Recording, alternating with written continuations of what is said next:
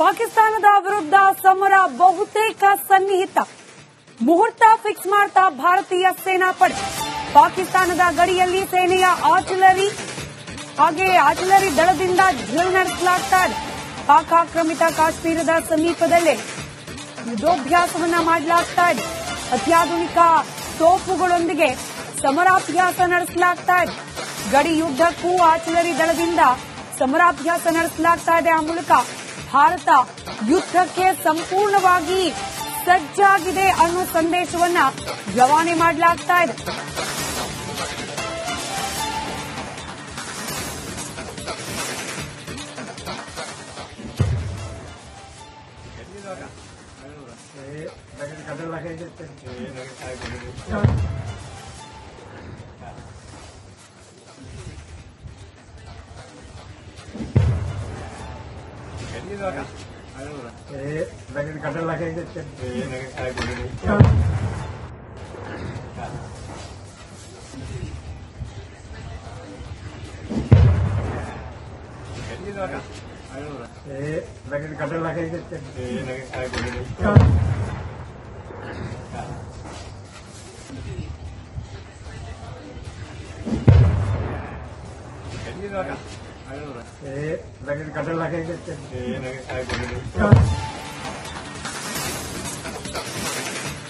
ಸಹಜವಾಗಿ ಭಾರತದ ಈ ನಡೆಯಿಂದ ಸಂಪೂರ್ಣವಾಗಿ ಹೆದರಿ ಕೂತಿದೆ ಐಎಸ್ಐ.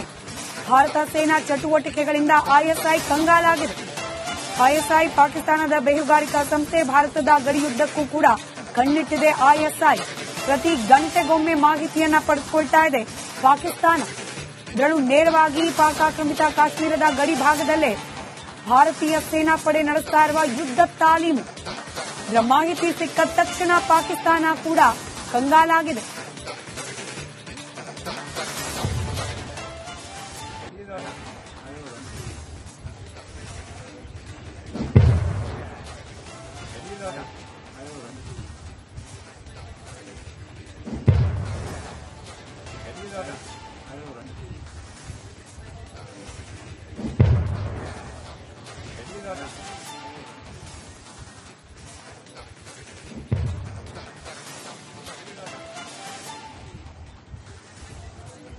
ಡೀಟೇಲ್ಸ್ ನಮ್ಮ ಪ್ರತಿನಿಧಿ ನಾಗೇಂದ್ರ ಬಾಬು ನೀಡ್ತಾ ಹೋಗ್ತಾರೆ. ನಾಗೇಂದ್ರ ಬಾಬು, ನಾವು ದೃಶ್ಯಗಳಲ್ಲಿ ಗಮನಿಸ್ತಾ ಇದ್ದೇವೆ, ಪಿಒಕೆ ಗಡಿ ಭಾಗದಲ್ಲಿ ಭಾರತದ ಸೈನಿಕರಿಂದ ಯುದ್ಧಾಭ್ಯಾಸ.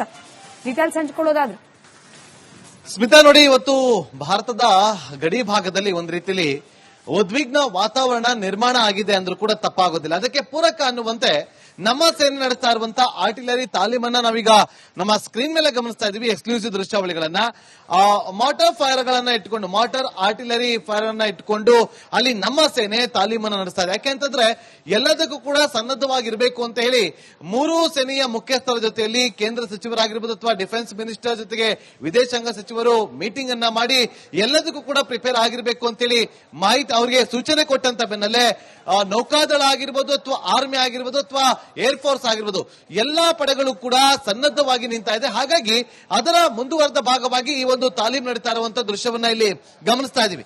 ಪ್ರಮುಖವಾಗಿ ಗಡಿ ಭಾಗದಲ್ಲಿ ಈಗ ಆಲ್ರೆಡಿ ನಮ್ಮ ಟ್ಯಾಂಕರ್, ಯುದ್ಧ ಟ್ಯಾಂಕರ್ಗಳಾಗಿರ್ಬೋದು ಅಥವಾ ಪಿರಂಗಿಗಳಾಗಿರ್ಬೋದು, ಮಾರ್ಟರ್ ಆರ್ಟಿಲರಿ ಫೈರ್ಗಳ ಮೆಷಿನ್ಗಳಾಗಿರ್ಬೋದು ಎಲ್ಲವನ್ನೂ ಕೂಡ ತೆಗೆದುಕೊಂಡು ಹೋಗಿ ಗಡಿ ಭಾಗದಲ್ಲಿ ಇರಿಸಿ ಅಲ್ಲಿ ಒಂದಷ್ಟು ತಾಲೀಮನ್ನ ಮಾಡುವಂತ ಕೆಲಸವನ್ನ ಮಾಡ್ತಾ ಇದೆ. ಸೊ ಪ್ರಮುಖವಾಗಿ LOC, ಲೈನ್ ಆಫ್ ಕಂಟ್ರೋಲ್ ನ ಭಾಗದಲ್ಲಿ ಇದೆಲ್ಲವನ್ನು ಕೂಡ ಡಿಪ್ಲಾಯ್ ಮಾಡ್ತಿರೋದನ್ನ ಗಮನಿಸ್ತಾ ಹೋದ್ರೆ ಭಾರತ ತಕ್ಕ ಉತ್ತರವನ್ನ ಪಾಕಿಸ್ತಾನಕ್ಕೆ ಕೊಡುತ್ತಿರೋದ್ರಲ್ಲಿ ಯಾವುದೇ ಅನುಮಾನವಿಲ್ಲ. ಇವತ್ತು ಪಾಕಿಸ್ತಾನದ ಪ್ರಧಾನಿ ಕೂಡ ಅದೇ ರೀತಿಯಾದಂತಹ ಉದ್ದಟತನದ ಮಾತುಗಳನ್ನು ಆಡಿದ್ದಾರೆ.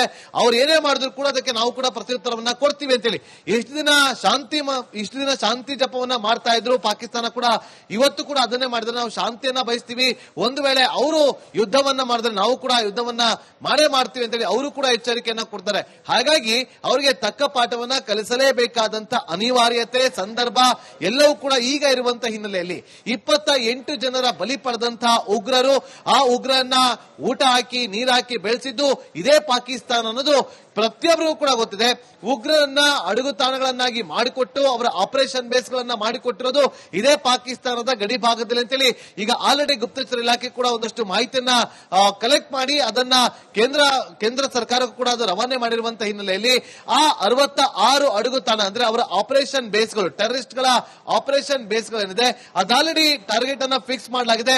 ಒಂದು ಗ್ರೀನ್ ಸಿಗ್ನಲ್ ಸಿಗ್ತಾ ಇದ್ದಂತೆ ಅದೆಲ್ಲವೂ ಕೂಡ ಉಡಿ ಸಾಗುತ್ತೆ ಅನ್ನೋದ್ರಲ್ಲಿ ಯಾವುದೇ ಅನುಮಾನವಿಲ್ಲ. ಹಾಗಾಗಿ ಒಂದು ಕಡೆ ನೌಕಾದಳ ಕೂಡ ನಮಗೆ ಒಂದು ಬಾರಿ ನೀವು ಮೂವ್ ಆಗಿ ಅಂತೇಳಿ ಒಂದು ಗ್ರೀನ್ ಸಿಗ್ನಲ್ ಕೊಟ್ರೆ ನಾವು ಕೂಡ ನುಗ್ಗೋದಕ್ಕೆ ರೆಡಿಯಾಗಿದ್ದೀವಿ ಅಂತೇಳಿ ನೌಕಾದಳ ಕೂಡ ಸನ್ನದ್ಧವಾಗಿ ನಿಂತಿದ್ರೆ, ಮತ್ತೊಂದು ಕಡೆ ಆರ್ಮಿ ಕೂಡ ಅಂದ್ರೆ ಭೂಸೇನೆ ಕೂಡ ಒಂದು ಕಾಲ್ಗೋಸ್ಕರ ಕಾಯ್ತಾರೆ. ಒಂದು ಕಾಲ್ ಬರ್ತಾ ಇದ್ದಂತೆ ಅವರು ಕೂಡ ನಾವು ಏಕಾಏಕಿ ನುಗ್ತೀವಿ ಅಂತ ಹೇಳ್ತಾರೆ.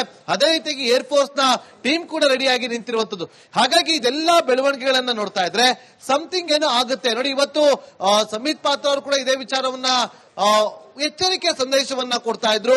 ಇನ್ನೆರಡು ದಿನ ಕಾದು ನೋಡಿ ನಿಮಗೆ ಗೊತ್ತಾಗತ್ತೆ ಅಂತೇಳಿ. ಹಾಗಾಗಿ ಆ ಹೇಳಿಕೆಗೆ ಜೊತೆಗೆ ಈ ಒಂದು ತಾಲೀಮಿನ ದೃಶ್ಯವನ್ನ ಕೂಡ ಗಮನಿಸ್ತಾ ಇದ್ರೆ ಎಲ್ಲೋ ಸಮಥಿಂಗ್ ಏನೋ ಆಗುತ್ತೆ, ಪಾಕಿಸ್ತಾನಕ್ಕೆ ಭಾರತ ಉತ್ತರವನ್ನ ಕೊಟ್ಟೇ ಕೊಡುತ್ತೆ ಅಂತೇಳಿ ಬಹಳ ದೊಡ್ಡ ಮಟ್ಟದಲ್ಲಿ ನಿರೀಕ್ಷೆ ಇದೆ. ಪ್ರತಿಯೊಬ್ಬ ಭಾರತೀಯ ಕೂಡ ಇದನ್ನ ಎಕ್ಸ್ಪೆಕ್ಟ್ ಕೂಡ ಮಾಡ್ತಾ ಇರೋದು. ಸ್ಮಿತಾ, ನಾಗೇಂದ್ರ ಬಾಬು, ಈಗ ಗಡಿ ಭಾಗಗಳಲ್ಲಿ ರೂಟೀನ್ ಪ್ರಾಸೆಸ್ ಅನ್ನೋ ರೀತಿಯಲ್ಲಿ ಒಂದಷ್ಟು ಸೇನಾ ಚಟುವಟಿಕೆ ಸಾಮಾನ್ಯ ದಿನಗಳಲ್ಲೂ ಕೂಡ ಇದ್ದೇ ಇರುತ್ತೆ. ವೀಕ್ಷಕರ ಗಮನಕ್ಕೆ, ವೀಕ್ಷಕರ ಅಂಡರ್ಸ್ಟ್ಯಾಂಡಿಂಗ್ಗೆ ಆ ದಿನಗಳಿಗೂ ಈ ದಿನಕ್ಕೂ ಅಂದ್ರೆ ಪಹಲ್ಗಾಮ್ ಅಟ್ಯಾಕ್ ಆದ ನಂತರದಲ್ಲೂ ಭಾರತ ಹಾಗೆ ಪಾಕಿಸ್ತಾನದ ಗಡಿ ಭಾಗದಲ್ಲಿ ಭಾರತದ ಕಡೆಯಿಂದ ಆಗಿರುವ ಬದಲಾವಣೆಗಳು, ಹೆಚ್ಚಿನ ಡೆಪ್ಲಾಯ್ಮೆಂಟ್ಸ್, ಇದರ ಡೀಟೇಲ್ಸ್ ಹಂಚಿಕೊಳ್ತಾ ಹೋಗೋದಾದ್ರೆ ಎಸ್ಪೆಷಲಿ ಈಗ ನಡೀತಾ ಇರುವ ಯುದ್ಧ ತಾಲೀಮು ಇದು ಹೇಗೆ ವಿಭಿನ್ನವಾಗಿದೆ ಸಾಮಾನ್ಯ ದಿನಕ್ಕೂ ಹಾಗೆ ಇವತ್ತು ನಡೀತಿರುವ ಯುದ್ಧ ತಾಲೀಮಿಗೂ? ಸ್ಮಿತಾ ನೋಡಿ, ನೇರವಾಗಿ ಹೇಳಬೇಕು ಅಂತಂದ್ರೆ ಈಗ ಈ ಪಹಲ್ಗಾಮ್ ಅಟ್ಯಾಕ್ ಆದ ಬಳಿಕ 2 ಲೇಯರ್ ನಲ್ಲಿ ಸರ್ಚಿಂಗ್ ಆಪರೇಷನ್ ಆಗ್ತಾ ಇದೆ. ಒಂದು, ಭಾರತದ ಒಳಗೆ ಇರುವಂತಹ ಉಗ್ರರು ಯಾರಿದ್ದಾರೆ, ಆಕ್ಟಿವ್ ಉಗ್ರರು ಅಂತ ಏನ್ ಕರಿತೀವಿ, ಅಂದ್ರೆ ಸಕ್ರಿಯವಾಗಿ ಅವರು ಇರುವಂತವರನ್ನ ಹುಡುಕಾಡುವಂತ ಕೆಲಸವನ್ನ ಮಾಡಲಾಗ್ತಾ ಇದೆ. 14 ಜನ ಹಿಜ್ಬುಲ್ಲಾ, ಲಷ್ಕರ್ ಇ ತೊಯ್ಬಾ, ಬೇರೆ ಬೇರೆ ಸಂಘಟನೆಗೆ ಸೇರಿದಂತ ಉಗ್ರರು ಭಾರತದಲ್ಲಿ ಇದ್ದಾರೆ ಅನ್ನೋದು ಈಗ ಸ್ಪಷ್ಟವಾಗಿ ಗೊತ್ತಾಗಿದೆ.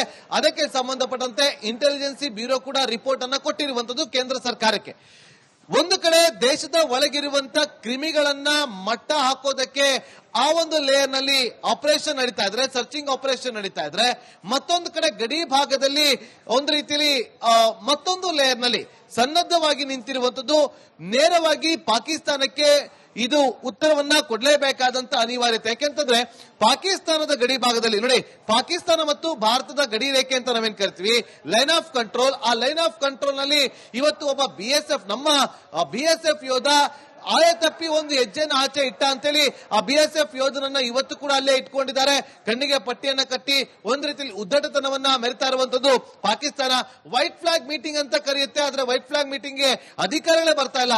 ಅದೆಲ್ಲೂ ಕೂಡ ಗಮನಿಸ್ತಾ ಇದ್ರೆ ಜೊತೆಗೆ ಇವತ್ತು ಅಲ್ಲಿ ಟ್ಯಾಂಕರ್ ಗಳನ್ನ ಡೆಪ್ಲಾಯ್ ಮಾಡ್ತಿರ್ಬೋದು, ಆರ್ಟಿಲರಿ ಮಿಷನ್ ಗಳನ್ನ ಡೆಪ್ಲಾಯ್ ಮಾಡ್ತಿರ್ಬೋದು, ತಮ್ಮ ಆರ್ಮಿ ಸೇನೆಯನ್ನ ಹೆಚ್ಚಿನ ಸಂಖ್ಯೆಯಲ್ಲಿ ಅಲ್ಲಿ ಸನ್ನದ್ಧವಾಗಿರುವಂತೆ ಸೂಚನೆ ಕೊಡ್ತಾ ಇರೋದು ಎಲ್ಲೋ ಒಂದು ದೊಡ್ಡ ಮಟ್ಟದಲ್ಲಿ ಏನೋ ಒಂದು ಬೆಳವಣಿಗೆ ಆಗ್ತಾ ಇದೆ ಅಂತೇಳಿ ಈಗ ಸ್ಪಷ್ಟವಾಗಿ ಗೋಚರಿಸ್ತಾ ಇದೆ. ಸ್ಮಿತಾ, ಧನ್ಯವಾದ ನಾಗೇಂದ್ರ ಬಾಬು ಮಾಹಿತಿಗಾಗಿ.